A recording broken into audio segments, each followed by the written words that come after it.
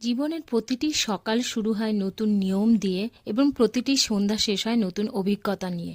তো আলটিমেটলি আমরা প্রতিদিন কিছু না কিছু শিখছি। যেমন ধরো আগেকার দিনে জন্ডিস, জ্বর জারি, গ্যাস্ট্রাইটিস হলে ডক্টর বলতো তেল ঝাল মশলা বারণ। বাট এখনকার বিশেষজ্ঞদের মতো রোগীদের দীর্ঘদিন তেল বর্জিত খাবার খেলে মানুষের স্বাভাবিক রুচি ও খিদে নষ্ট হয়ে যায়। তাই একদিন ডিপ ফ্রাই খাবার খাওয়া যেতেই পারে, তবে পরিমাণটা হবে অল্প। তো আজ আমি তোমাদের একটা লোভনীয় জাপানিজ শ্রিম্প ফ্রাই রেসিপি নিয়ে এসেছি। তো কিছুই না, ফার্স্টে প্রনগুলো ভালো করে পরিষ্কার করে তার মধ্যে টুথপিক লম্বালম্বিভাবে গেঁথে নুন আর লেবু রস দিয়ে মাখিয়ে নিতে হবে।